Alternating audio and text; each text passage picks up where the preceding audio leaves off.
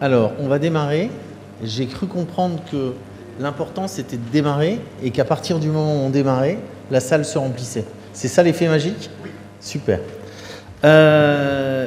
Bienvenue à cette deuxième conférence de l'édition 2024 de Logismed. On va parler d'immobilier logistique et sous un thème particulier, un nouveau filon, point d'interrogation. Alors, cette conférence est très particulière. En 11 ans de Logismed et 5 ans de Logima, c'est la première conférence sur l'immobilier logistique. La toute première. Ça veut dire qu'en 16 ans de conférence au salon de la logistique au Maroc, on n'a jamais parlé d'immobilier. On a parlé de flux, on a parlé de technologie, on a parlé d'optimisation, on a parlé de ressources humaines, de talent, on a parlé d'infrastructure, mais d'immobilier et logistique, jamais. Et la première fois qu'on en parle, on a choisi un angle très particulier, le nouveau filon. Ça veut dire que finalement, on se dit, est-ce qu'un marché de l'immobilier logistique peut naître au Maroc ? C'est vraiment très intéressant. Ça prouve quoi ? Ça prouve finalement qu'un directeur supply chain, quand il pense immobilier, quand il pense entrepôt, il voit un outil. Il voit un outil de production, il ne voit pas un produit financier. Or, dans une grande partie du monde, les entrepôts, c'est des produits financiers qui s'achètent, qui se vendent, qui s'échangent, sur lesquels des entreprises parient, font des paris, investissent. Et il y a des investisseurs qui, et on le verra tout à l'heure avec nos intervenants, font des paris, comme je le disais, d'autres qui lèvent des fonds pour financer. Et enfin, des utilisateurs qui les occupent. Donc, on va essayer de comprendre dans cette conférence d'abord l'état de l'art du marché de l'immobilier logistique au Maroc et ensuite, on va traiter de l'avenir avec les différentes zones qui sont en train de se construire et des conditions d'émergence de ce marché. Alors, pour parler de tout ça, merci Ali, merci Logismed d'avoir réuni ce panel. C'est assez génial, on va s'éclater. On a 6 intervenants avec 6 points de vue différents. Alors, dans l'ordre, Rachid Ouari, qui est le directeur général de Medhub et le directeur général adjoint de Tangemed, du port, qui va vraiment intervenir au titre de Medhub. Ils ont aménagé une zone logistique au Maroc de 250 000 m². Elle est pleine. Elle est pleine. Ensuite, nous avons Hassan Echaibi qui va représenter la MDL, qui est le directeur de la stratégie des études et de l'information, c'est ça, à la MDL. Yann de Ferrodi, qui est le président de France Supply Chain et administrateur de FM Logistique. Ensuite, nous avons Lamia Leroux, qui est, elle, directrice commerciale de Soft Group, qui va nous parler du point de vue du développeur, du promoteur immobilier. Nous avons Nordine Tahiri, qui est directeur général d'Ajar Invest, qui est une société de gestion d'OPCI, et ça c'est exceptionnel, c'est l'argent, c'est le financier, c'est lui qui va amener l'argent. Et enfin, il nous faut quelqu'un qui manquait dans le panel, c'est l'utilisateur. Nous avons Manuel, qui est directeur général Maroc et Tunisie de Géodis. Voilà donc le point de vue de l'utilisateur, le point de vue du financier, le point de vue du promoteur, le recul de Yann sur ce qui s'est passé en France sur l'émergence du marché, le point de vue de la MDL et le point de vue d'un aménageur de zone. Alors, ma première question, elle va être pour Hassan. L'état de l'art, le marché aujourd'hui, l'état de l'art de l'immobilier logistique. Combien de mètres carrés, où, comment ça se présente ? Très bien. Tout d'abord, je tiens à remercier Logismed de nous avoir invités à participer à cette table ronde qui traite un sujet très très important. Un sujet, je dirais, qui est très central même au niveau de la stratégie nationale de développement de la compétitivité logistique, dans la mesure où cette stratégie a consacré tout un axe dédié en tout cas à créer le cadre, disons, favorable au développement de cet immobilier logistique, à savoir le développement d'un réseau national de zones logistiques. Donc, comme demandé, je vais peut-être partager avec vous au départ quelques résultats en fait, de l'enquête qui est réalisée par l'AMDL et l'Observatoire marocain de la compétitivité logistique, qui porte justement, qui vise en tout cas à caractériser l'immobilier logistique au Maroc. Cette étude a permis d'estimer en fait la surface totale de l'immobilier logistique au niveau national à plus de 20 millions de mètres carrés, avec 13 000 unités logistiques. Ces surfaces bénéficient majoritairement d'une bonne accessibilité aux infrastructures de base. D'ailleurs, 67% des unités logistiques sont situées à moins de 5 km d'une autoroute, 60% se situent à moins de 50 km d'un port et 25% se trouvent à moins de 50 km d'un aéroport.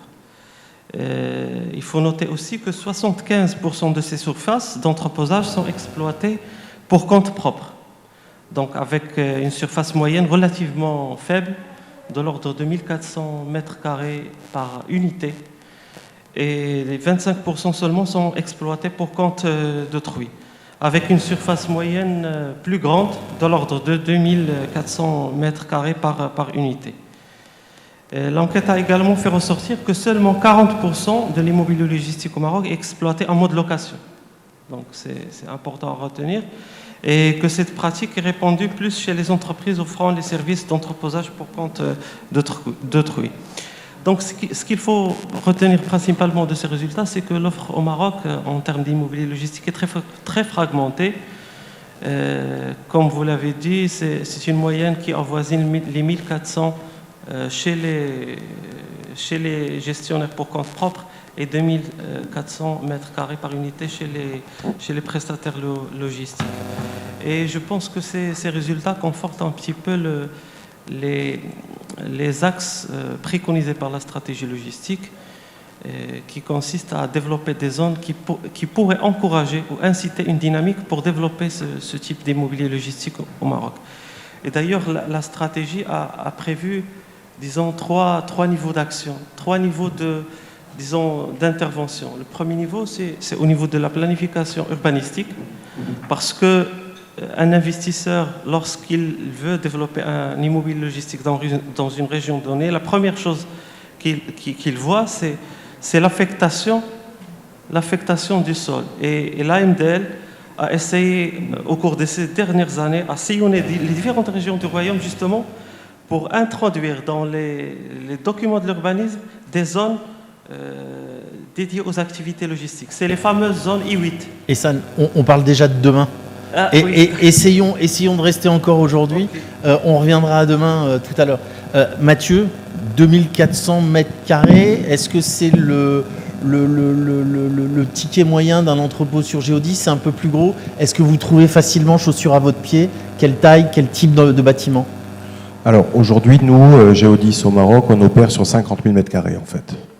Répartis principalement, majoritairement sur Casablanca et globalement sur l'axe Casa-Rabat-Tanger, avec de la surface notamment dans la zone de Tanger-Free Zone, puisqu'on s'adosse beaucoup à nos clients de l'automotive, qui sont bien entendu friands de ces produits-là. 2400 mètres carrés, non, chez Géodis c'est un peu plus que ça. De par la typologie de nos clients, qui sont généralement des multinationales du FMCG, donc qui ont besoin de grandes surfaces. Donc nous, on est plutôt sur des, si on compte par client, sur des surfaces de 2000 à 3000, enfin de 3000 à 4000 mètres carrés, et pouvant aller jusqu'à 10 000 mètres pour certains clients. On trouve facilement chaussures à son pied ? Disons que globalement, si je reste encore une fois sur les clients et les RFQ qui peuvent tourner, aujourd'hui il y a de l'offre, mais disons qu'il n'y en a peut-être pas assez pour qu'on puisse jouer un petit peu l'effet concurrence entre les différents prestataires logistiques que nous sommes. Okay. Aujourd'hui, c'est assez dur de trouver des produits qui vont nous permettre de gagner un contrat qui est domicilié chez un de nos concurrents, par exemple, parce que le gap que l'on pourra avoir n'est pas forcément significatif. Ok. Alors, Soft Group, c'est un promoteur. Comment vous êtes lancé dans l'immobilier logistique et quel est votre parc aujourd'hui, le parc installé? Alors, bonjour. Tout d'abord, je vous remercie pour cette invitation. Je suis très heureuse de faire partie de cette table ronde. Soft Group Immobilier, nous sommes une foncière qui est spécialisée dans tous les secteurs d'activité de l'immobilier locatif, mais nous avons fait du segment industriel et logistique notre cheval de bataille, avec des milliers de mètres carrés construits et occupés. Alors pourquoi et il me plaît de le répéter à chaque fois que j'ai l'occasion de le faire, et nombreux sont ceux qui l'ignorent, parce que avant d'être des constructeurs de plateformes industrielles logistiques, à la base, nous sommes des industriels. Donc avant de concevoir pour nos clients, nous concevons d'abord pour nous-mêmes. Donc nous connaissons tous les besoins, exigences et contraintes d'un logisticien et d'un industriel en matière de stockage. Et nos projets sont connus pour être, si vous voulez, les plus fonctionnels et les plus adaptés, parce qu'ils proviennent d'une expérience d'un industriel avant celle d'un promoteur. Donc aujourd'hui, nous avons souhaité mettre à la disposition de ces logisticiens des plateformes logistiques qui sont conçues selon les dernières normes internationales en matière de construction, en matière d'équipement et également en matière de sécurité incendie, pour leur permettre de stocker dans de bonnes conditions et surtout en respectant toutes les réglementations en vigueur. Ça, c'est pour répondre à votre question, pourquoi.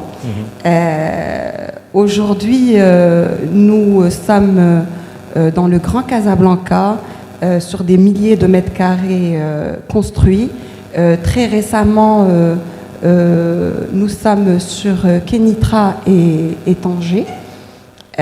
Et nos clients, ce sont les logisticiens, les industriels, comme par exemple Géodis et d'autres logisticiens. Ok. Alors, merci pour cette réponse. Donc, je comprends que c'est une évolution et un projet finalement industriel. On a d'abord bâti nos propres outils et finalement on bâtit des outils pour les autres. Par contre, pour le projet MedHub, je pense que la genèse est probablement différente, mais le projet de création de cette zone, elle vient d'où? Le projet de création de la zone MedHub, elle vient de l'idée initiale. Il faut revenir à 2003, quand Sa Majesté le Roi a lancé le projet. Il était question d'avoir un port qui fasse principalement du transbordement. Les choses ont changé entre-temps, on fait beaucoup d'import-export entre-temps, mais aussi d'avoir une zone logistique derrière, un peu à l'image de ce qui se fait ailleurs, comme à Dubaï et d'autres pays. Et ces zones logistiques, en fait, sans rien vous cacher, on s'y était pas beaucoup concentré au début. On était concentré avec le port, surtout Tanger Med 1, qui devait atteindre ses capacités maximales autour de l'année 2014. Et juste ensuite, après ça, on s'est concentré un peu sur MedHub. Au début, on avait à peine 2 clients, mais aujourd'hui, sur les 6 dernières années, on a construit à un rythme très rapide, à peu près 30 à 40 000 m² par an, d'entrepôts couverts. Je parle de surface couverte, à 12 mètres de hauteur, avec ce qu'on appelle les entrepôts de classe A. Et donc on a investi à peu près sur les 6 dernières années autour de 150 millions d'euros, 1,5 milliard de dirhams qui a déjà été investi, et on a pu attirer à peu près une centaine de clients. Donc moi je pense qu'il y a encore beaucoup à faire au Maroc, pas uniquement qu'à Tanger Med, parce qu'on peut voir que une bonne zone logistique finit par attirer des grands clients. Et on finit aussi par la remplir relativement vite. On est à 250 000 m² aujourd'hui couverts. Comme je disais tout à l'heure, à peu près 100 clients. Il faut aussi rappeler que ces 250 000 m² créent un flux. Et le flux est important pour le port. Ces entrepôts-là ont créé à peu près 50 000 unités fret par an. Donc 50 000 unités fret, c'est des camions, des conteneurs. Et à peu près 2500 emplois. Voilà un peu l'état actuel de MedHub. Ok, merci. Sinordine, Je crois avoir noté le chiffre de 84 milliards de dirhams. C'est la somme totale des OPCI au Maroc. Alors, peut-être, ma question, c'est quelle est la part de la logistique dans ces 84 milliards? Mais avant, est-ce que vous pouvez peut-être, je ne sais pas si tout le monde est familier avec le terme d'OPCI dans la salle, brièvement nous décrire ce qu'est un OPCI et ensuite répondre à la question sur les 84 milliards. C'est mieux. Alors, il y a brièvement et brièvement. Si on veut vraiment brièvement, l'OPCI, c'est la détention des actifs immobiliers, mais de façon indirecte, à travers un véhicule qui s'appelle l'OPCI. Donc les gens, les investisseurs, qu'ils soient privés ou publics, s'ils veulent détenir des actifs immobiliers, ils ont deux possibilités. Soit les détenir directement, soit le détenir à travers un véhicule qui est l'OPCI. Aujourd'hui, l'OPCI a vu le jour au Maroc il y a à peu près 4 ans. L'activité est née il y a à peu près, c'est vers 2000. Donc l'OPCI, comme je disais, c'est un véhicule réglementé. Il est contrôlé par l'AMMC, le régulateur des marchés des capitaux, contrôlé par le ministère des Finances, contrôlé par la Banque centrale, contrôlé partout. Et donc c'est un véhicule sécurisé. C'est ce qui fait qu'il a réussi. Puisque en 4 ans, l'actif sous gestion des OPCI a atteint les 84 milliards de dirhams, ce qui représente une progression annuelle de l'ordre de 163%. 163%, peut-être que ça ne parle pas aux gens, mais l'actif a été multiplié par 2,6 chaque année. C'est l'une des meilleures réussites du marché immobilier, enfin du marché financier au Maroc. Donc en 4 ans, on a atteint 84 milliards de dirhams, dont l'actif sous gestion de Ajal Invest est de 58 milliards de dirhams. C'est Ajal Invest que je dirige et doublement la première société de gestion d'OPCI au Maroc. Doublement parce que c'est la première société de gestion à avoir été agréée par le régulateur et c'est celle qui détient une grande 70% du part de marché. Donc aujourd'hui, si la taille des actifs a progressé de façon exponentielle, c'est parce que les investisseurs, essentiellement les investisseurs institutionnels, ont une grande confiance dans ce véhicule parce qu'il est réglementé et contrôlé par le régulateur. Ok. Et donc la part de la logistique là-dedans? Alors oui, la part de la logistique de Ajal Invest ou du marché. Alors malheureusement, c'est quelque chose que je n'arrive pas à comprendre aujourd'hui. La part de la logistique dans le total des actifs des OPCI, ça représente 0,5%. Pardon? 0,5%. Ah, vache, c'est pas 5, c'est 0,5. Quand on sait que la logistique représente à peu près 5,8% du PIB, donc on a un gap un coefficient de 10. Donc il y a de la marge pour la détention d'actifs immobiliers logistiques pour les OPCI. Ok. Alors on va faire une petite pause là, avant Yann que je te pose ta question. Si je comprends bien, on a un marché établi, 20 millions de mètres carrés, dont 75% sont exploités pour compte propre. C'est-à-dire que les entreprises investissent dans leurs murs. Comme quand ils investissaient dans leur flotte de camions. Quand je suis arrivé au Maroc, ce qui m'avait frappé sur la logistique au Maroc, c'est que les entreprises possédaient leurs murs et leurs camions. Et à l'époque, le premier transporteur du Maroc, c'était Le Sieur, Cristal. C'était la première flotte de véhicules privés du Maroc. Ça a changé entre-temps. Ce que je retiens aussi, c'est qu'il y a des acteurs qui savent faire et qui ont prouvé qu'ils savent développer avec succès des entrepôts et des zones logistiques. Et ils savent les commercialiser. Et ce que je retiens aussi, c'est que l'argent est là. Donc a priori, on devrait avoir tous les ingrédients. Avant de basculer sur comment il faut mixer les ingrédients pour que ça décolle et que le marché se crée, Yann, est-ce que tu peux nous faire une petite prise de recul sur ce que tu as vu se passer en France, sur l'immobilier logistique, sur les 20 dernières années? Oui, je peux même aller un tout petit peu plus loin, parce que moi, j'ai œuvré pendant maintenant un peu plus de 40 ans dans le domaine des opérations et de la logistique en France. Et finalement, la description que j'aimerais vous faire avec quelques chiffres et puis peut-être un peu de discours qualitatif, j'aurais tendance à dire qu'il y a un peu plus de 20 ans, les bâtiments qui étaient construits en France étaient à l'image peut-être du business d'ailleurs. Ils étaient moches, très simples, un bardage pour faire des murs et puis par-dessus un toit. Et en fait, c'était très adapté par rapport à ce qui se faisait en général, c'est-à-dire des entrepôts de transbordement, des entrepôts de transporteurs, des entrepôts de cross-docking, mais pas des entrepôts de logistique et de stockage et de préparation de commandes. Et puis, petit à petit, les choses ont évolué. Elles ont évolué avec finalement une course à la grandeur, et on le voit un tout petit peu dans les chiffres. En fait, aujourd'hui, moi j'ai des chiffres portant sur des bâtiments de plus de 10 000 mètres carrés. Hein. C'est pas que je m'intéresse pas à ce qui est plus petit, mais en gros, c'est les chiffres qui sont fiables aujourd'hui en France concernent essentiellement des bâtiments de plus de 10 000 mètres carrés. Il y en a 2500 pour une surface totale de 60 millions de mètres carrés. Ça veut dire que depuis, on va dire, les années, début des années 2000, il y a eu une course aussi à la taille, avec, sur ces 2500 outils, bâtiments, on en a 250 qui font plus de 50 000 mètres carrés. Donc avec une course à la taille, les bâtiments XXL, etc. Et donc on a vu des bâtiments plus sophistiqués sortir de terre, avec, pour les plus ambitieux, de l'isolation, avec de plus en plus d'attention qui était prêtée à ce qu'il y avait autour, en termes de terrain, etc. Et puis dans les années 2007, à partir du moment où Amazon a commencé à prendre de l'impact en France notamment, il y a eu une véritable explosion de la construction d'objets e-commerce. Et que ces objets e-commerce, en fait, ils ont besoin de plus de surface, ce qui a aussi dopé la course à la taille.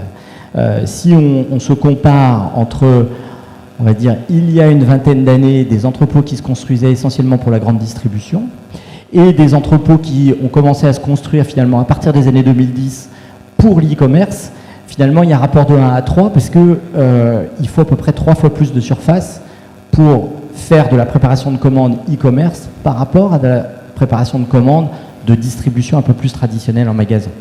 Et donc, il y a une prolifération des objets et de leur surface pour, finalement, sur une vingtaine d'années en France, on a une croissance du parc à hauteur de 1,5 million de mètres carrés par an. Et la fin de l'histoire, aujourd'hui, c'est plutôt des bâtiments qui sont de plus en plus vertueux, avec des certifications énergétiques, d'économie d'énergie, etc. Des bâtiments maintenant qui sortent avec finalement des labels d'énergie positive, donc qui peuvent devenir à l'avenir des outils à partager pour leur communauté, pour reverser de l'énergie qu'ils auraient produit, etc. Donc il y a une ambition de ce côté-là, et on voit bien que ce marché, il a considérablement finalement évolué, on est maintenant sur la fin de l'histoire qui est, maintenant la France s'oriente vers le zéro artificialisation nette, ce qui est quand même un tout petit peu une gageure pour un pays qui souhaite, se réindustrialiser, et deux, qui ne construit finalement que 1,5 à 2 millions de mètres carrés par an sur une surface totale de 550 millions de kilomètres carrés. Donc on est en train de parler d'un faux problème. Mais ça, c'est mon opinion personnelle que j'ai déjà partagée publiquement. Mais en fait, on s'en sortira pas. Bon, ce qui m'amène à ma conclusion pour cette partie-là, c'est que ce matin, Olivier Babot nous présentait une courbe avec voilà le changement, et puis vous êtes là, vous êtes au début de cette courbe. Moi, j'ai le sentiment que dans ce pays, il y a une envie, il y a une énergie incroyable. À chaque fois que je viens, j'ai l'impression de venir me ressourcer dans un pays qui a de l'énergie à revendre économiquement, de l'énergie et de la volonté et une vision de ses infrastructures et de ses métiers logistiques. Et je pense qu'il y a de l'espace pour aller plus loin et probablement pour sauter des étapes par rapport à ce qui a pu être vécu en fait sur le vieux continent. Alors, je complémente juste un tout petit peu sur la course à l'échalote, sur la taille. Il y a une visite, Sir Hassan, tu as visité un entrepôt de 100 000 m² au sud d'Orléans, à Main-sur-Loire. Quand je discute aujourd'hui avec le directeur supply chain, Alors ils ont changé depuis, mais si le projet était à refaire, ils referaient 250 000 et pas 100 000 pour une question de gestion de risque. Et finalement, aujourd'hui, effectivement, les paradigmes ont changé parce que ces fameux risques géopolitiques dont Ali Berada parlait ce matin en introduction du salon, ils sont passés par là. Et la gestion de la résilience a eu une conséquence aussi sur la taille de l'immobilier logistique. C'est important. Et un marché, c'est quelque chose qui bouge. Tu parlais de parc qui augmentait. Un dernier commentaire sur les chiffres, c'est que la moyenne décennale de mémoire sur les bâtiments de plus de 10 000 m² en France doit être proche de 1 700 000 m² transactés. Mais si vous regardez les 5 dernières années, on est plus proche des 2,5 millions. En fait, il y a eu un emballement sur les transactions. Et les gens ont bougé, les logisticiens, la supply chain a retravaillé ces réseaux. Et ça, c'est pour moi la bonne comment dirais-je, transition sur le futur.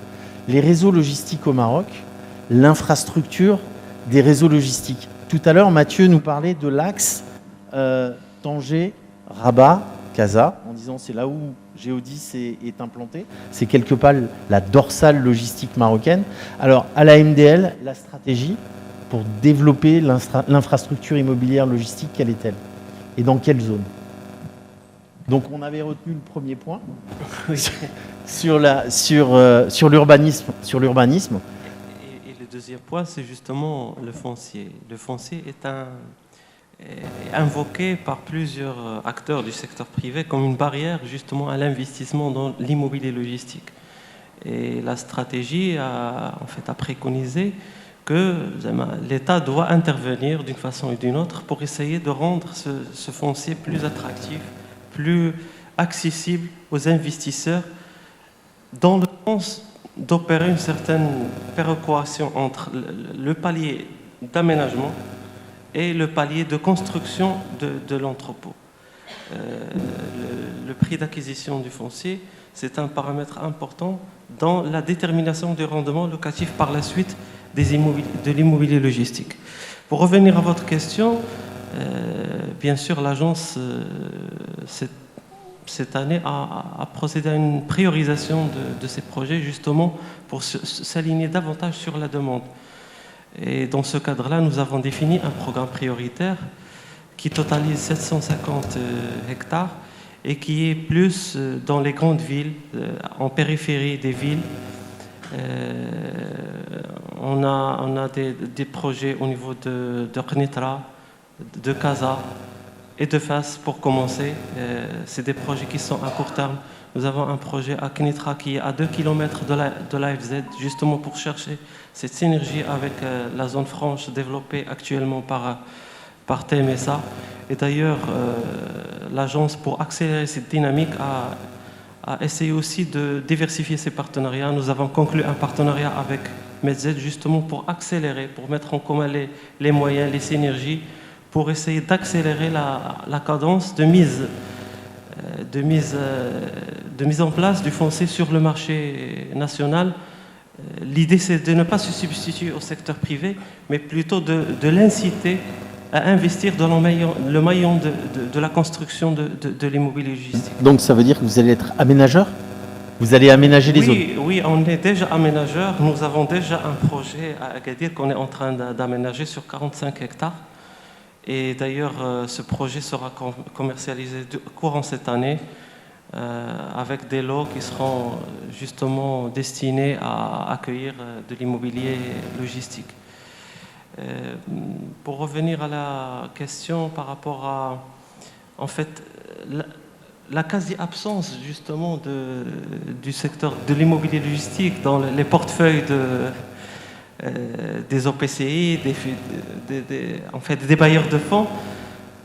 En fait, il y a plusieurs facteurs qui peuvent expliquer cela. Il y a d'abord, le taux d'externalisation très bas au Maroc, comme le montrent les statistiques de l'immobilier logistique. Le taux d'externalisation est de l'ordre de 14%, alors que dans des économies plus matures, c'est de l'ordre de 60%. Donc il y a vraiment un grand potentiel d'externaliser les activités logistiques. Et cette réticence à l'externalisation, il vient aussi du fait que c'est peut-être aussi culturel. Les Marocains ont une logique, disons, patrimoniale. Ils préfèrent posséder les actifs, alors que dans une logique purement économique, il vaut mieux être dans des coûts variables au lieu de posséder l'actif. Il vaut mieux aller orienter l'énergie vers la production et non pas sur l'outil logistique ou le support logistique. Donc voilà, par rapport à nos projets, nous avons un projet à Casablanca, à Oulad Saleh, sur 70 hectares. Les modalités d'acquisition de foncier sont très avancées. D'ailleurs, nos projets font toujours l'objet d'un partenariat avec les régions, les collectivités territoriales qui ont un rôle important dans ce processus de mise en place de cette offre financière, justement pour essayer d'aider les investisseurs à se retrouver dans l'acte d'investir en immobilier logistique. Okay. Le deuxième projet qu'on va lancer incessamment, c'est Qnitra, sur 45 hectares, comme j'ai dit. Et là, nous avons déjà acquis le foncier et nous sommes en train de procéder aux différentes études pour un lancement courant 2024, fin 2024 des travaux. Donc il y aura de l'offre qui va se mettre... à partir de 25. À partir de 2025. Je pense qu'à partir de 2025-2026, on aura une bonne offre d'assiette foncière destinée à l'immobilier logistique. Ok, merci. Mathieu, j'entendais dans les propos là, l'externalisation, c'est effectivement clé. Comment un Géodis aujourd'hui... Tout à l'heure, tu nous disais, moi, mes clients sont internationaux, souvent, et sont sur des flux import-export. Et le marché national, alors? Et l'évolution des besoins, comment vous le voyez?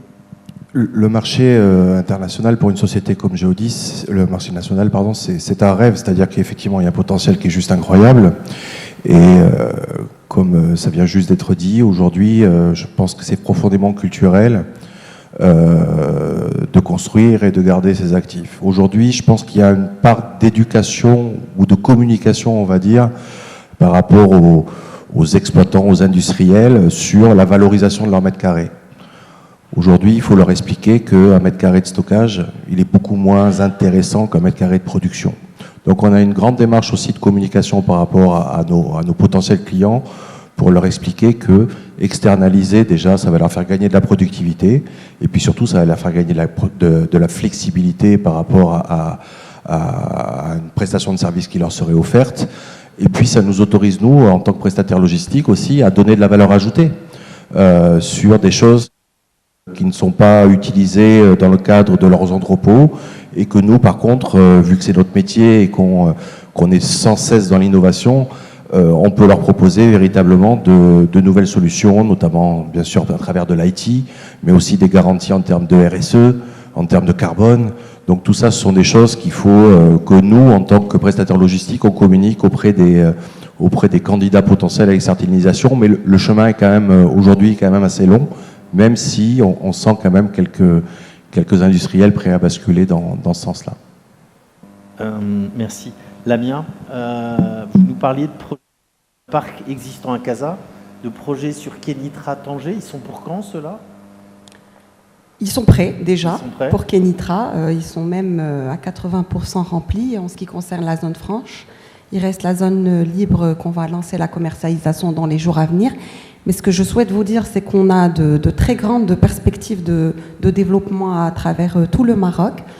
Parce que en fait, nous répondons constamment à cet appel que ne cesse de faire notre ministre de l'Industrie de réaliser des bâtiments qui sont prêts à l'emploi, et c'est exactement ce que nous faisons. Je pense que nous sommes l'un des rares groupes qui prenons notre courage à deux mains et qui investissons dans ces zones industrielles où il nous est possible d'acquérir sans pour autant attendre un contrat de bail ou un locataire en amont de cet investissement. Vous investissez en blanc? Pardon? Vous investissez en blanc? Oui, oui, absolument. Et alors, je ne sais pas, la question n'était pas... je ne sais pas si elle est... on me dit que les questions ne sont pas indiscrètes, mais que les réponses peuvent l'être. Vous autofinancez? Vous financez comment? Ah, ça, je ne peux pas vous répondre. Je suis directrice la réponse commerciale. est indiscrète. Je ne suis pas directrice financière. Ok.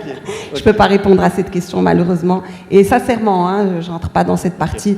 Chaque département s'occupe Mais en tout cas, de ses propres prérogatives. Vous développez en blanc, partout au Maroc. Oui, oui, absolument. Il nous arrive de faire du BTS, c'est-à-dire en buis tout soute, mais généralement, nous prenons notre courage à deux mains et nous investissons avant même d'avoir le locataire. C'est ce qui s'est passé à Kenitra, où nous avons réalisé 35 000 m² couverts quand même au niveau de la zone franche, où nous sommes en train de réaliser plus de 70 000 m² couverts dans la zone libre, alors qu'on n'a aucun locataire pour le moment.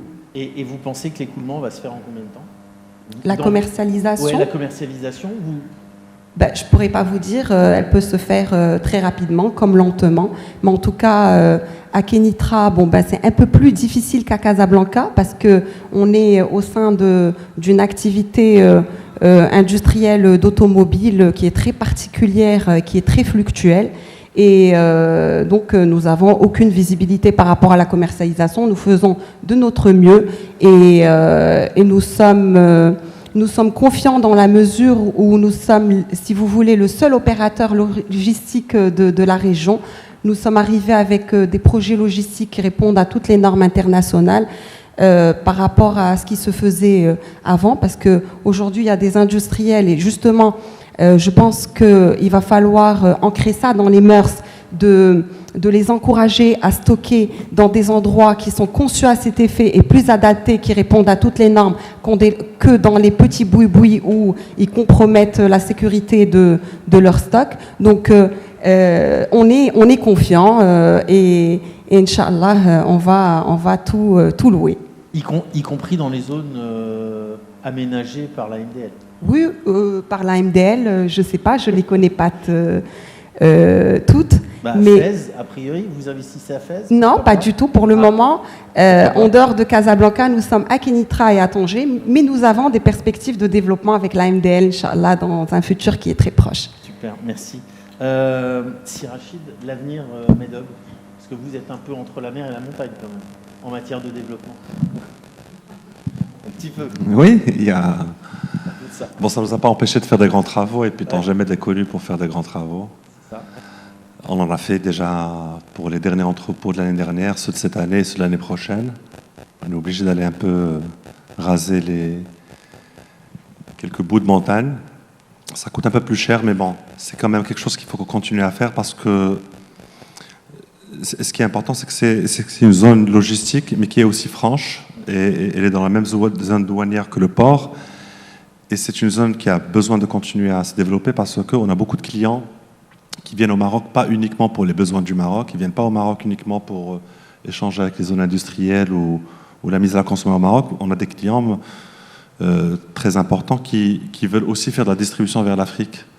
Et donc, du coup, ils font ce qu'on appelle des opérations monde-monde. Ça veut dire que c'est des marchandises qui viennent du monde, qui doivent repartir vers le monde, moyennant un étiquetage, un emballage, des petites choses comme ça. Et la seule zone aujourd'hui qui le permet de manière fiscale et douanière, c'est MEDHub. Donc du coup, oui, on a toujours l'intention de se développer. Je pense qu'on peut encore probablement passer de 250 000 m² couverts vers les 400 000 m². Au-delà, ça va être très compliqué, en tout cas.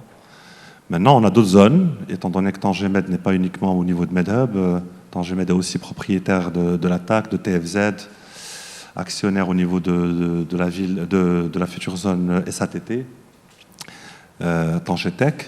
Et au niveau de chacune de ces zones qui nous appartiennent, on a déjà mobilisé un foncier au moins de 50 hectares par zone, dans laquelle on aura des zones logistiques avec une vraie présence douanière et un vrai échange de flux avec le port.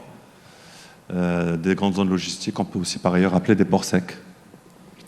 Et donc c'est ça le deuxième produit de MEDHub, et qu'on va lancer dès cette année. Okay. Et avec, j'imagine, de la demande déjà exprimée? Parce que... Alors, un peu comme ce qui a été dit, moi je considère qu'il ne faut pas attendre la demande pour construire. Okay. Alors, quand on a les moyens, quand on a le foncier, il faut foncer. Pourquoi? Parce que s'il n'y a pas des mètres carrés disponibles, c'est comme si vous obligez l'industriel à penser à internaliser sa propre logistique. Donc nous, on a l'habitude de construire 30-40 000 mètres carrés par an sans connaître le client. La phase de construction prend généralement 12 mois, et pendant les 12 mois, on rencontre beaucoup de clients. La chance qu'on a eue jusqu'à maintenant, c'est qu'on arrivait toujours à placer les mètres carrés avant la fin des travaux.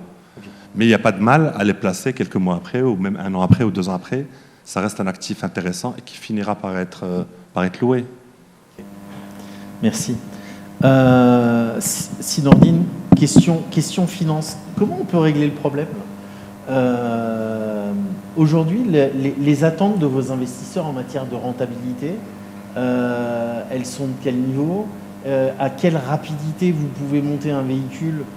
Et je ne sais pas si vous avez en projet de monter un véhicule dédié à l'industrie et à la logistique. Et je complimente.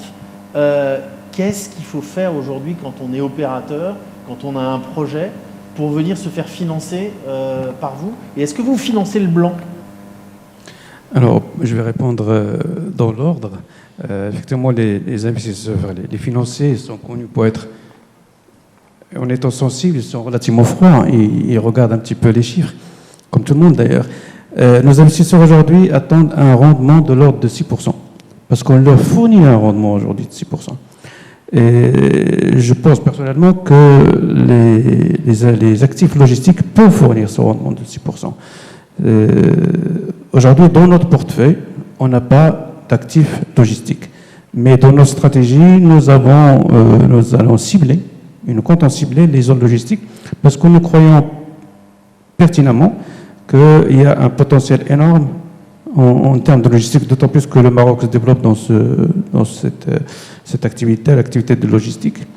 Et on a quasiment saturé pour les autres actifs, que ce soit bureau, commerce, l'enseignement supérieur, c'est quasiment saturé. Donc notre marge de manœuvre, c'est dans la logistique. D'autant plus que, comme je disais tout à l'heure, les zones logistiques ne représentent que 0,5% du total des actifs sous gestion des OPCI. C'est 10 fois moins que les commerces, qui sont beaucoup plus risqués, et 16 fois moins que les bureaux. Donc il y a vraiment une marge de manœuvre, une marge de progression pour les OPC. Aujourd'hui, nous avons dans notre portefeuille, je parle de Azalimès, nous avons dans notre portefeuille une vingtaine d'investisseurs qui ne demandent que le rendement et des investissements relativement sécurisés. Et ce que j'ai cru comprendre aujourd'hui, c'est que le locatif en termes de logistique ne représente que 40%. Donc il y a 60% qui doivent être externalisés. Personnellement, je trouve que c'est un non-sens de détenir, en étant exploitant, de détenir des actifs logistiques. Il faut être locataire. Parce qu'un dirham investi dans des murs, ça n'a aucune valeur ajoutée, ça ne crée pas de valeur ajoutée. Alors que si on l'externalise, on peut libérer des fonds pour développer l'activité, le corps de métier. Ça d'une part. Et j'ai cru comprendre également qu'il y a à peu près 14% d'externalisation. C'est vraiment très peu. Très peu, autrement dit, l'activité de bureau a de l'avance en termes d'externalisation. Par rapport à... Est-ce que c'est une histoire de culture, comme ce que j'ai entendu dire, ce que je crois d'ailleurs? Est-ce que c'est une affaire de temps? La logistique n'existe de façon industrielle que c'est récent comme activité. Donc on va laisser le temps au temps, et les OPC sont là pour répondre et pour apporter les financements pour le développement de la logistique, tout en fournissant aux investisseurs le rendement qu'ils attendent. Le dernier bout de question, c'était comment on fait pour faire financer un projet en blanc? Vous le financez en blanc? J'ai entendu mes investisseurs n'aiment pas le risque.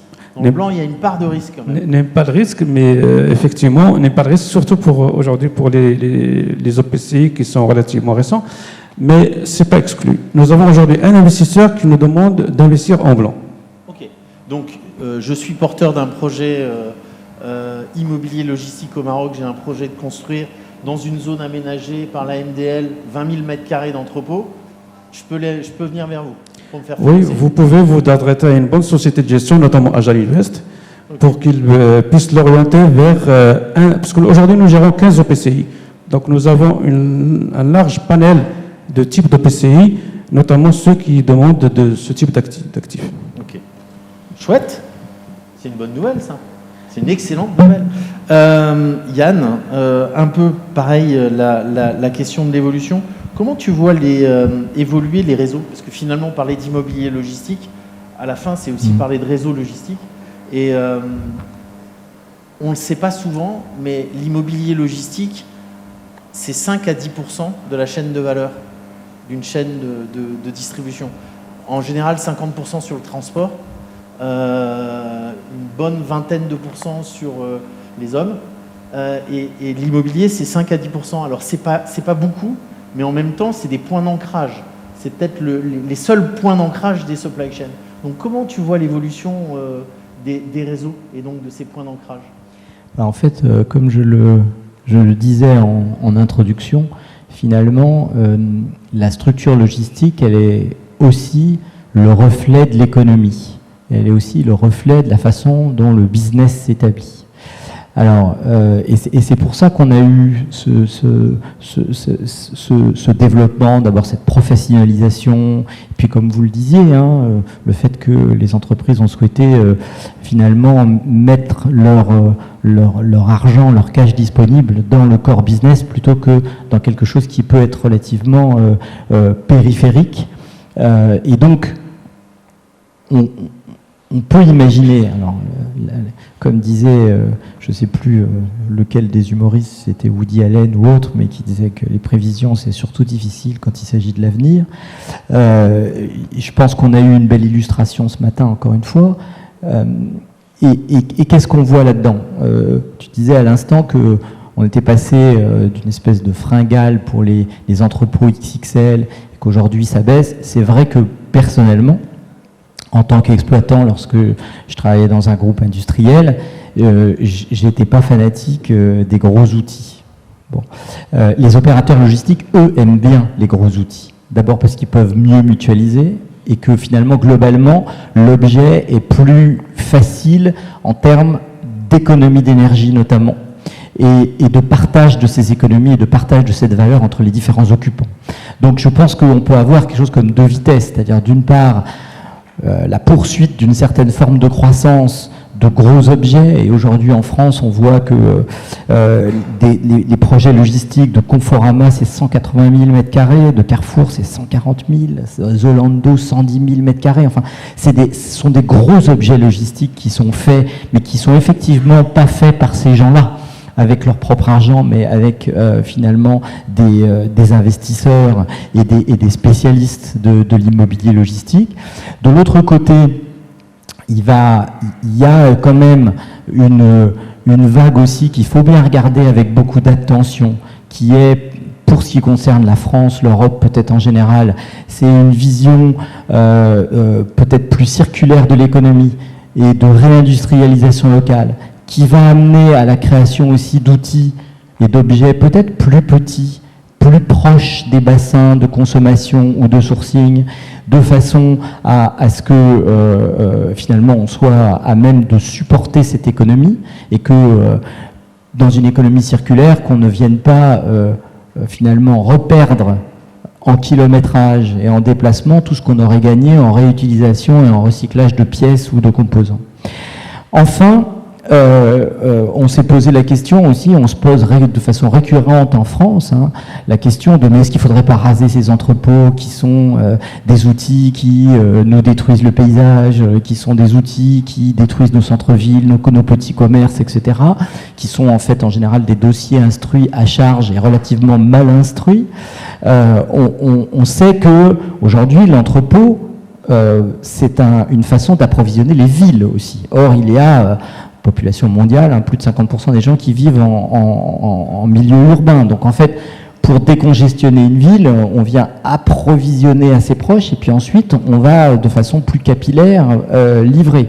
On voit en France des entrepôts, même des entrepôts urbains qui servent à fluidifier encore une fois pour faire rentrer dans les villes des véhicules pleins, mutualisant des biens de consommation, et puis qui repartent après à partir de plus petits entrepôts. On a fait des très belles études avec mon ami Fabien et Sprint Project, un projet qui s'appelle Evolu, qui vise à modéliser les flux dans la ville, et on voit qu'en créant des micro-hubs, on arrive à fluidifier la circulation, à faire des économies d'énergie, etc.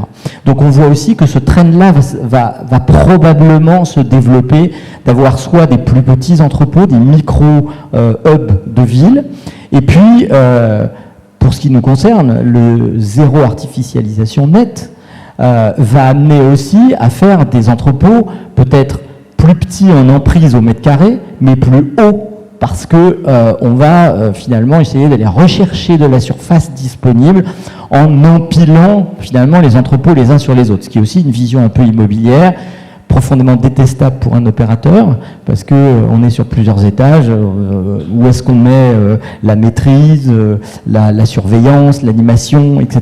Donc ça, c'est plus compliqué. Et puis, comme souvent aussi dans notre pays, la législation est en retard d'un métro, donc on voudrait construire plus haut parce qu'on nous interdit de construire et de prendre des surfaces, mais le corps des pompiers, lui, veut pas avoir des objets aussi hauts, et puis il invoque qu'on doit avoir tel périmètre, etc.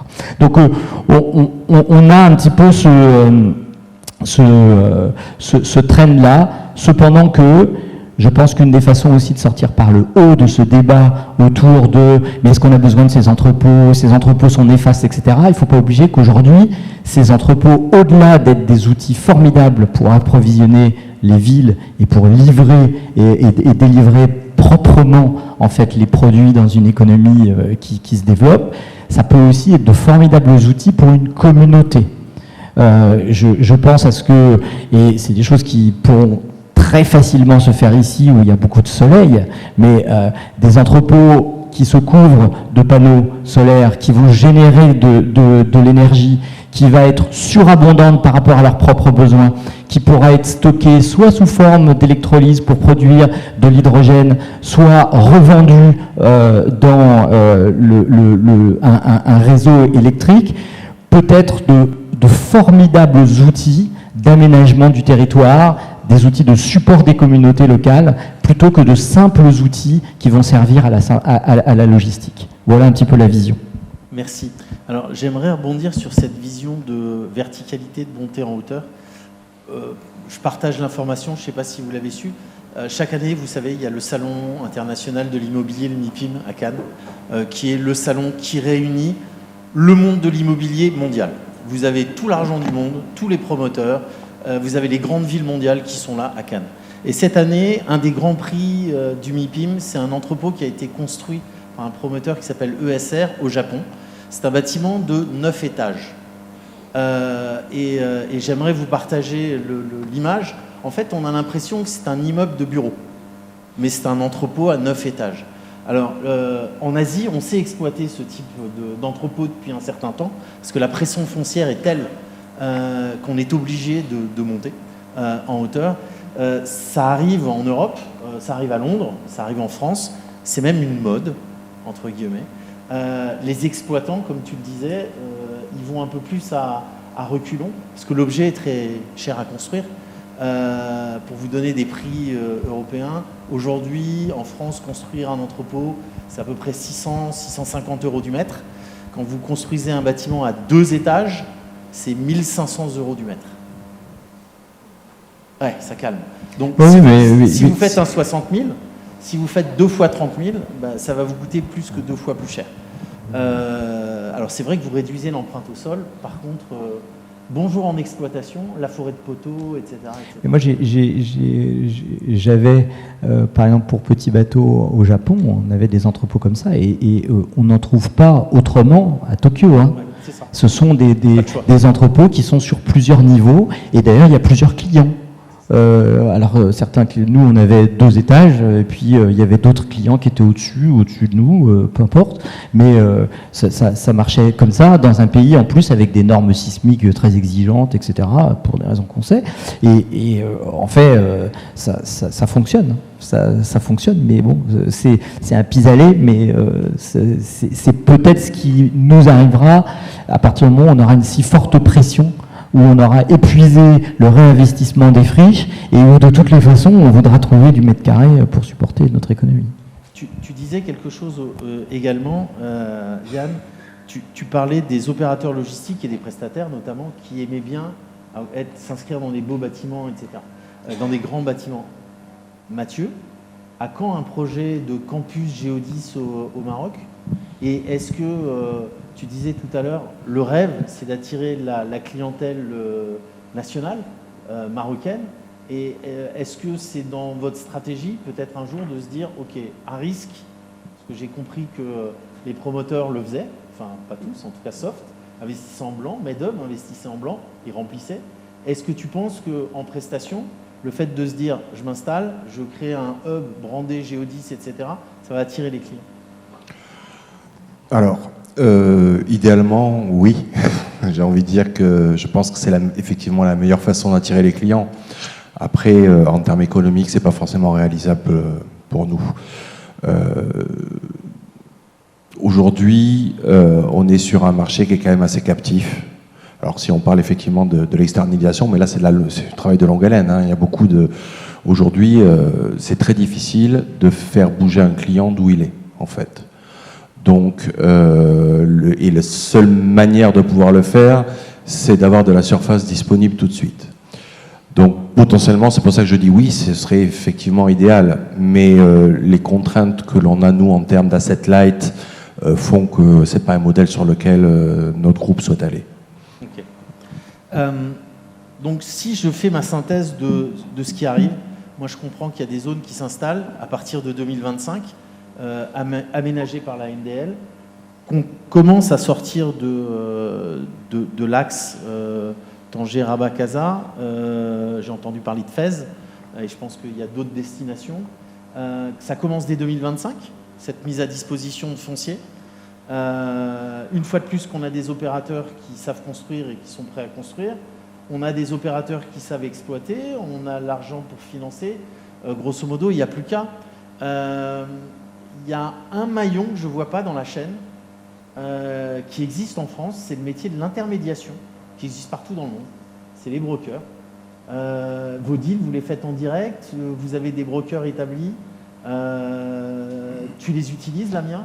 Oui, bien sûr. On a même quelques-uns dans la salle que je salue.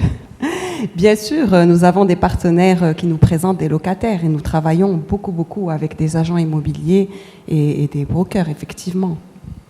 Nous ne faisons pas que des locations en direct. Ok, alors je ne sais pas si le marché immobilier de la logistique au Maroc est un nouveau filon, mais en tout cas, ce que je comprends, et avec mon recul, c'est que les conditions de l'émergence sont là. Merci à nos intervenants. Je pense que c'est le moment de prendre quelques questions dans la salle. Forcément.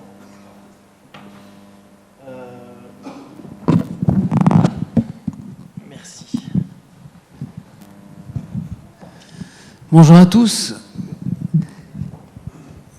On a voulu inviter des personnes en particulier. Le choix des intervenants n'est pas un hasard.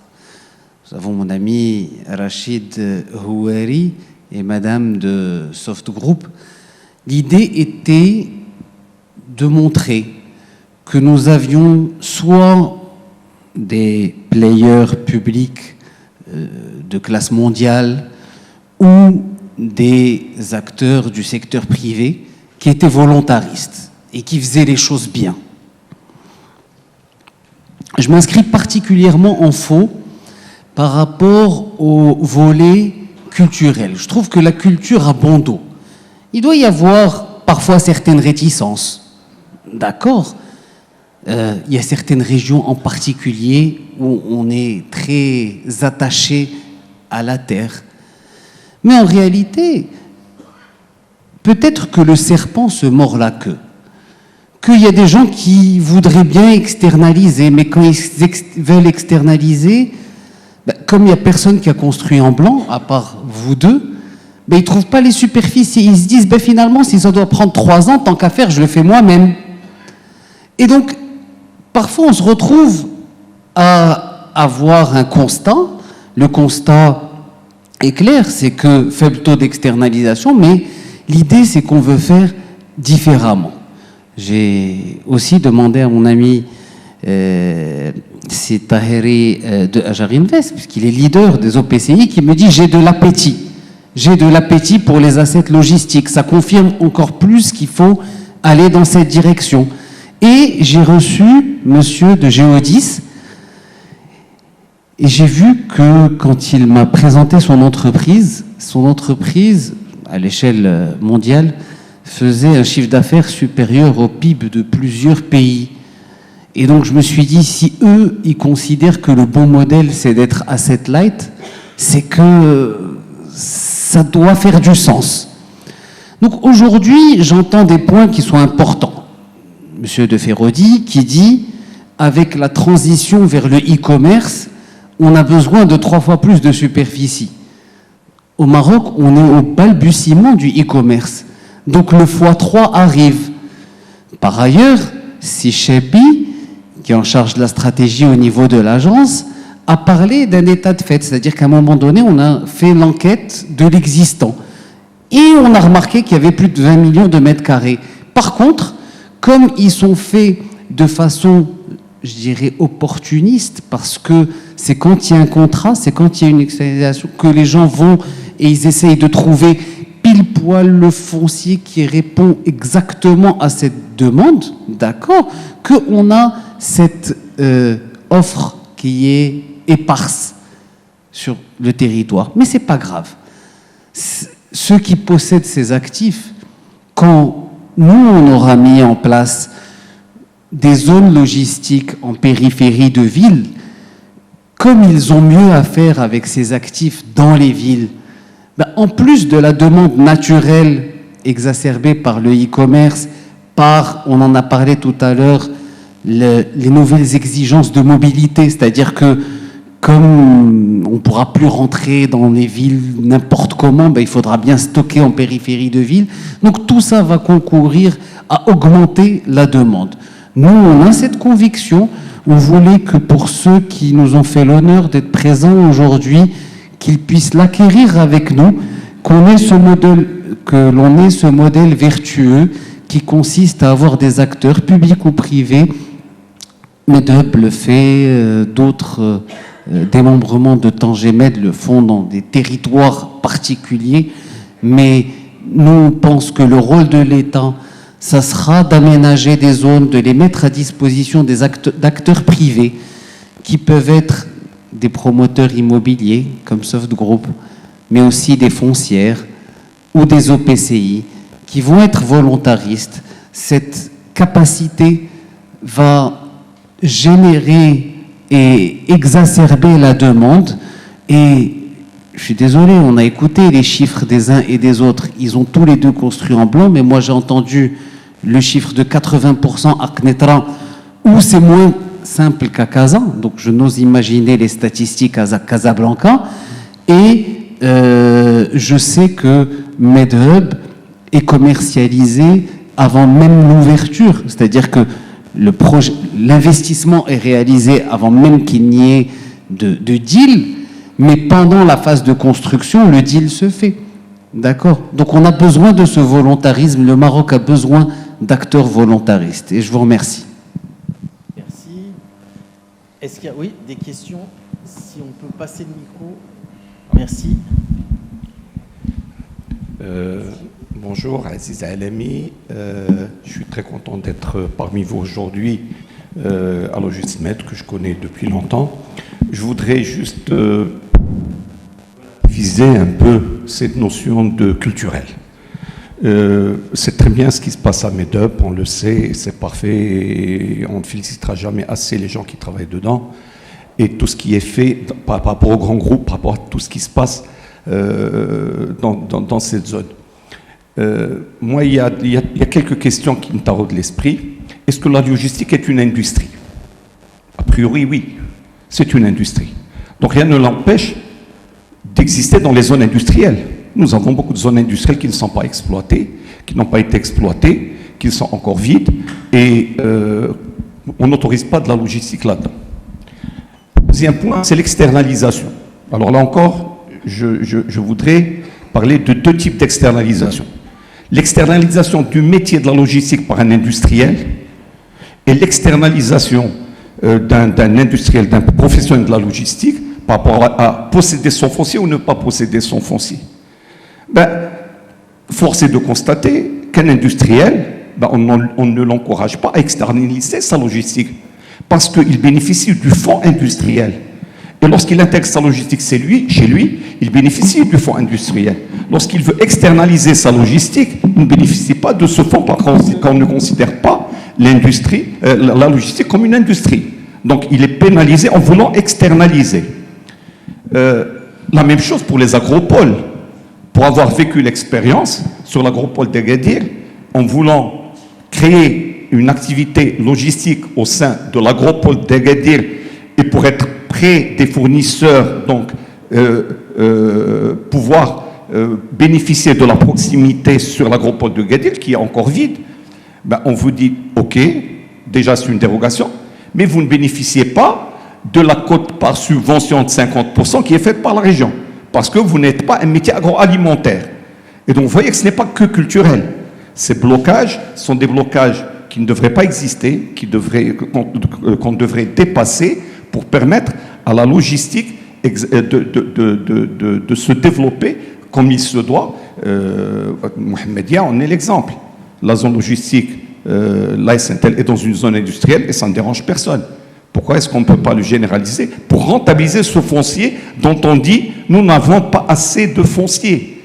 Et ça, c'est un problème majeur qui me semble qu'on peut dépasser très rapidement. Mais valeur aujourd'hui, nous ne sommes toujours pas arrivés à le dépasser. Donc je voulais juste relativiser cette notion de culturel. Merci.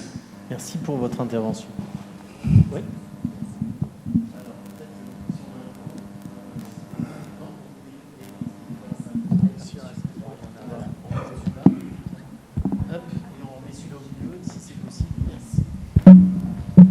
Je trouve que votre dernière intervention est très intéressante. Vous avez entièrement raison sur ce que vous avez dit. On a vécu nous-mêmes ce que vous dites, à savoir qu'on a des zones industrielles. Et quelque part, j'ai envie de dire, en plus des arguments que vous avez dit vous-même, quand vous prenez une grande zone industrielle, même si elle fait 400 hectares et qu'elle est entièrement remplie d'industrie, chez chaque industriel, il y a déjà une part de logistique. Bon, donc déjà, à la base, on se trompe en pensant qu'il n'y a pas de logistique dans l'industrie, dans les zones industrielles. C'est complètement faux. Bon, en ce qui nous concerne, nous, sur les 3 zones industrielles qu'on a, étant donné qu'on a un certain nombre de prérogatives qui nous permettent de prendre quelques décisions, on a décidé nous-mêmes de construire quelques entrepôts logistiques à l'intérieur des zones industrielles. Et donc ça, c'est quelque chose que nous, on a fait. À l'attaque, on a des entrepôts logistiques qui font jusqu'à 20 ou 30 000 m², chez Emirates, chez Yazaki, Nippon Express et d'autres. D'ailleurs, même vous êtes en train de construire de la logistique dans les zones industrielles. Et vous avez raison, il y a beaucoup de zones industrielles encore au Maroc qui malheureusement ne sont pas entièrement pleines. Je ne pense pas qu'il faudrait les convertir entièrement en logistique, mais même à hauteur de 20 ou 30%, si elles étaient converties en logistique, elles attireraient elles-mêmes de l'industrie. Voilà, donc je suis entièrement d'accord avec ce que vous avez dit. Moi, je vais compléter là-dessus, si je peux me permettre. Je vais vous donner un éclairage de ce qui se passe en France. En France, la logistique, c'est devenu un gros mot. Quand vous venez, que vous êtes des promoteurs et que vous dites « j'ai un projet d'entrepôt », pour construire un entrepôt, grosso modo, les portes se ferment. Vous dites « j'ai un projet industriel », les portes s'ouvrent. Et en fait, qu'est-ce qui différencie un bâtiment industriel d'un bâtiment logistique? Pas grand-chose. En fait, quand vous demandez à un industriel aujourd'hui comment il crée son usine idéale, ça ressemble à un grand rectangle avec moins de portes qu'un entrepôt. Mais en fait, comment on réfléchit aujourd'hui en France? On se dit, finalement, on va construire une usine qu'on pourra peut-être transformer un jour en entrepôt. Et on pense, parce qu'on est dans un marché, on pense à la flexibilité de l'actif. Et comment transformer un actif qui au départ était peut-être une usine en entrepôt ou vice-versa. Et on a eu un exemple d'un entrepôt qui s'est transformé en usine de production de couches. Et en fait, les deux produits sont extrêmement similaires. Extrêmement similaires. Après, c'est qu'une question d'utilité et de nombre de portes. Mais je voulais juste compléter. Si, ça marche. Ouais. Ah non. C'est celui-là qui marche. Oui, mais je pense que vous avez raison. Moi, je suis intervenu avec France Supply Chain auprès du gouvernement français pour expliquer qu'il n'y aurait pas de réindustrialisation de notre pays qui a perdu beaucoup en connaissances, en savoir-faire industriel, s'il n'y avait pas de la logistique en appui. Et j'utilise une métaphore que les Français aiment bien, parce qu'ils aiment bien le pain. Le boulanger ne fabrique pas la baguette au fur et à mesure que les clients arrivent.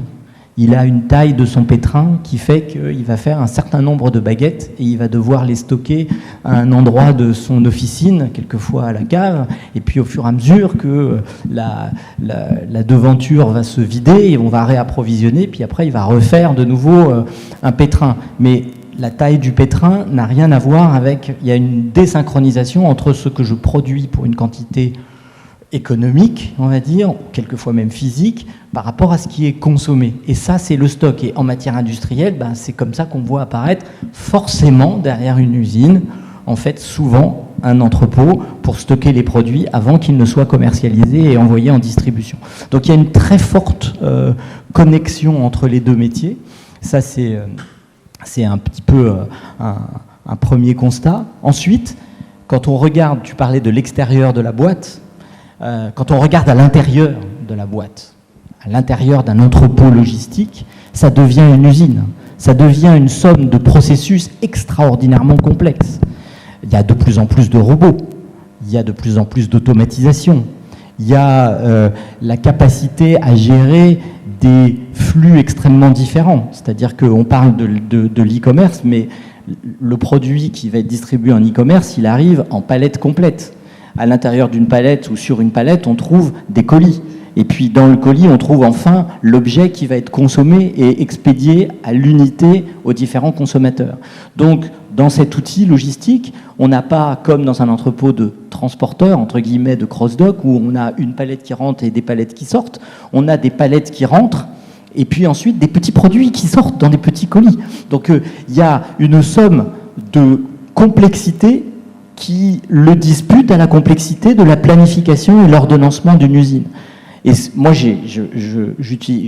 j'essaye de vendre ça à nos ingénieurs en France, en leur disant, mais venez ordonnancer des entrepôts. Et vous allez voir que c'est largement aussi intéressant et compétitif que d'ordonnancer une usine. À tel point que j'avais un collègue de chez L'Oréal qui m'avait dit, si tu veux obtenir de l'argent de ton actionnaire et que tu dis, je voudrais investir dans un entrepôt, pareil, la porte se ferme. Mais si je dis de façon très riche, je voudrais investir dans la fulfillment factory, virgule, l'entrepôt, eh bien, on obtient le CAPEX beaucoup plus facilement. Donc, quelquefois, il y a un petit peu de marketing à faire de la fonction et des métiers logistiques, surtout aujourd'hui. Oui. Je crois qu'il y a un micro qui arrive.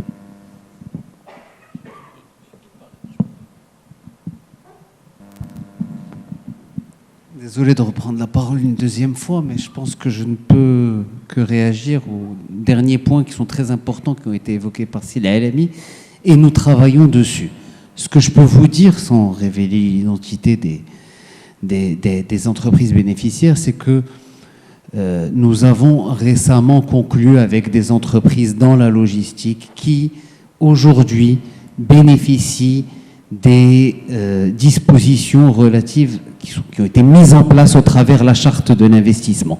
Donc effectivement, c'était des situations qui existaient par le passé parce qu'il y avait l'outil Fonds de développement industriel et que là, au travers de la charte de l'investissement, elle adresse de façon transverse les différents secteurs. Nous devons faire attention, en tant que représentants publics, de mettre en place, ce que nous nous efforçons de faire, des politiques cohérentes. Nous devons, typiquement, si demain il fallait subventionner du foncier aménagé, d'accord, le faire de la même manière que l'industriel. Parce que si Chebi l'a précisé tout à l'heure, les zones que nous allons développer, nous ne les développons pas juste parce qu'il y a une opportunité foncière, il y a 50-100 hectares publics qu'on a pu mobiliser. C'est parce qu'il y a eu des études qui ont été faites sur les dernières années qui ont démontré que c'était un endroit idoine qui permettra une massification de flux qui de toutes les façons transitent par cet endroit-là, d'accord, qui vont donc réduire drastiquement les coûts de transport. Et donc c'est pour ça qu'on est là. En réalité, il se trouve qu'on a l'obsession du coût du foncier, mais la localisation de ces zones-là peut avoir un impact encore plus important. Néanmoins, nous devons et nous faisons en sorte d'harmoniser nos politiques publiques pour pas que les opérateurs privés soient parfois désarçonnés et fassent des arbitrages parce qu'il y a telle ou telle politique publique qui est en faveur de telle ou telle industrie ou service. Oui. Alors, Monsef Lehlou, alors moi je suis broker justement, donc on parlait des brokers, capital foncier. Alors, j'ai bien compris qu'il y avait des zones qui allaient venir dans l'avenir, mais maintenant. Donc le gouvernement a dit, ok, pas de logistique en I2, juste en I8. Très bien. Il y a des zones I8. Très bien. Vous allez dans ces zones I8, en fait c'était une ancienne zone agricole qui est devenue une zone I8. Et par conséquent, la route n'est pas là, c'est-à-dire il n'y a même pas la route pour permettre à deux semi-remorques de se croiser. Il y a des pylônes électriques en plein milieu. La forme du foncier a été définie non pas rectangulaire, mais en fonction de critères plus du titre foncier lui-même que de la forme que pourrait demander un client. Du coup, qu'est-ce qui se passe en pratique? C'est que moi, je me retrouve avec des clients depuis parfois plus d'un an sur des surfaces importantes, 15 000, 20 000 couverts, et nous ne retrouvons pas de foncier. Nous visitons et nous ne trouvons pas. Il y a une surenchère des prix parce que maintenant les propriétaires ont compris que la logistique c'est que dans l'I8. Donc celui qui a de l'I8, il vous dit bon ben moi je vends à 1500 dirhams alors que ça vaut la moitié. Mais en même temps, même à ce prix-là, ça ne passe pas parce qu'il y a trop d'hors-site à faire. Et donc parfois je me dis quand on définit une zone I8, ben, on se réunit avec la commune et on dit écoutez les gars, il faudrait peut-être prévoir une route là parce que sinon ce terrain il servira jamais à rien. Tant qu'il n'y a pas la route, ça marchera jamais. Et donc, moi, je dis, c'est très bien l'avenir. Mais aujourd'hui, on fait quoi maintenant? Parce que les clients logisticiens, eux, ils ont un contrat avec un client peut-être à l'étranger ou au Maroc. Et donc, ils le perdent, ce client. C'est ce qui arrive. Voilà. Il y a plusieurs niveaux, en fait, de développement des réseaux logistiques. Il y a, bien sûr, la planification, c'est l'affectation urbanistique.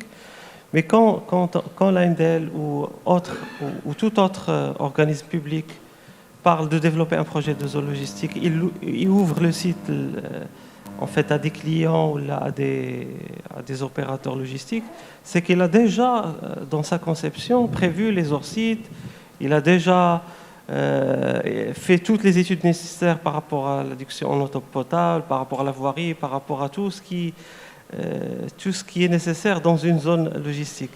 Donc l'idée, c'est de vraiment s'orienter vers les zones identifiées dans la planification de l'État, parce que ces zones-là vont profiter justement de ces atouts-là, d'une proximité par rapport au bassin de consommation et aussi d'une meilleure accessibilité routière, autoroutière. Donc l'idée, c'est vraiment orienter les investisseurs vers ces sites-là. Et derrière, la collectivité gagnerait justement en massifiant les flux et en réduisant l'empreinte carbone, mais aussi en réduisant de façon globale sur le territoire national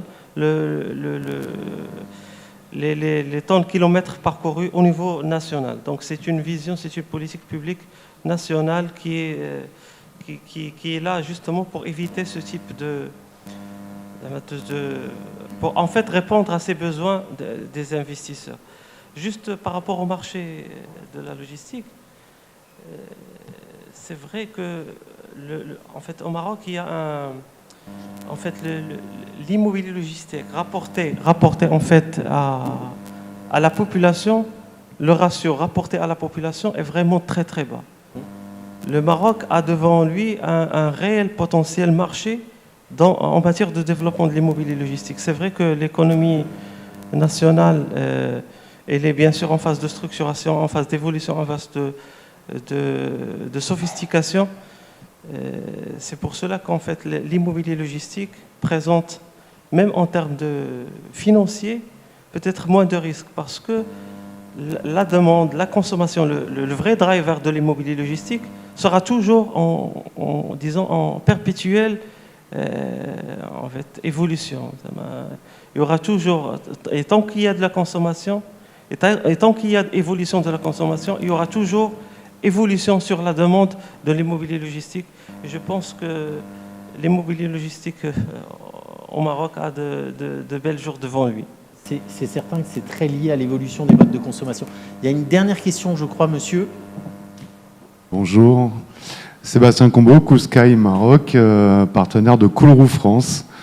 Je voulais juste faire un petit point sur le côté environnemental et l'évolution de la réglementation au Maroc sur les impératifs environnementaux, justement, qui encadrent un peu, que ce soit la rénovation de ce genre de bâtiments qui ont dépassé la décennale ou dans la construction nouvelle.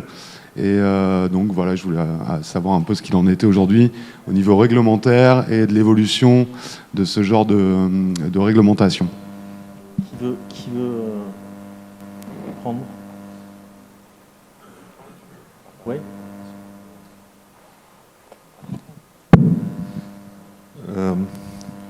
En termes de réglementation, je ne la connais pas parfaitement, mais par contre, je peux vous dire ce que nous, on a prévu. Alors, au sein du groupe Tangemed, on a une filière qui s'appelle Tangemed Utilities et qui distribue de l'eau et l'électricité dans nos zones et qui réfléchit depuis quelques années à décarboner au maximum ce qu'il y a lieu de décarboner tant au côté portuaire, maritime et logistique. Ce que j'ai retenu de quelques études qu'ils ont fait dernièrement, et c'était un chiffre qui m'a plutôt surpris positivement, c'est que sur une zone comme la nôtre, 250 000 m² de toit, étant donné que la logistique, entrepôt, je dis bien sûr, ne consomme pas énormément d'électricité, surtout si ces entrepôts-là ont été construits avec des skydomes, et donc en journée, vous avez de la lumière naturelle, etc. Il suffirait 10% de ces toits-là pour couvrir les besoins de l'ensemble des 100%. Donc pour moi, c'est plutôt positif. Moi, je n'avais pas ce type de ratio, en fait. Et c'est quelque chose que nous, on a décidé de faire, de manière à ce que tous ces entrepôts-là soient 100% green, et dès que possible. Alors, là, je pense que la question de monsieur, elle était au niveau des normes et de la réhabilitation. On a eu des échanges sur le sujet. Je ne suis pas certain qu'aujourd'hui, il y ait des normes constructives très définies sur l'immobilier logistique au Maroc. N'est-ce pas? Et ensuite, je complémente. Et est-ce qu'il y a des normes également sur la partie environnementale, performance énergétique, etc. En fait, je ne pense pas qu'il y a des normes contraignantes à ce stade pour l'immobilier logistique, mais en fait, c'est une perspective en fait, d'avenir. Ça va devenir en quelque sorte un élément par la suite de compétitivité de l'immobilier logistique lui-même. Un immobilier qui a en fait une empreinte carbone basse, qui a en fait une haute qualité environnementale, serait dans l'avenir plus compétitif parce que les grands chargeurs, et disons surtout les grands chargeurs au niveau international, exigent certaines normes par rapport à justement à l'empreinte carbone et la qualité environnementale du bâtiment. Donc, mais a priori, il n'y a pas de contraintes réglementaires aussi en tout cas rigides qu'en dehors du royaume. Ok. Merci, je pense qu'on va s'arrêter là. Merci à nos intervenants. Et moi, chaque année, j'apprends quelque chose quand je viens ici. Et là, je me rends compte à quel point le marché n'est pas loin de se lancer. Je comprends votre difficulté de broker chez la demande et l'offre. Vous avez un vrai problème d'offre, mais je comprends qu'il y a des gens qui se lancent en blanc. Et aujourd'hui, en blanc, ça ne se fait pas partout. En clair, en Europe, il n'y a plus de blanc. Le blanc est à l'arrêt depuis 1 an. Et en Europe, nous, on a des problèmes, on commence à avoir les mêmes problèmes. On a une pénurie d'offres, mais ça, c'est que pour des questions financières. Parce que les taux, l'appétit des financiers était arrivé à un tel point, on parlait de taux tout à l'heure, vous parliez de 6%, je vous donne juste un chiffre, le taux prime en France, il y a 1 an et demi, était à 3,5. Okay, ça veut dire que en fait, la valeur du produit était complètement décorrélée de sa valeur de construction, etc. On était arrivé à des 1 300 euros, 1 400 euros du mètre en valeur à la vente. Okay, donc ça a décompressé. On est sur des taux à 5,50, mais qui font qu'on ne fait plus de blanc aujourd'hui. En tout cas, merci beaucoup pour votre attention et merci à nos intervenants.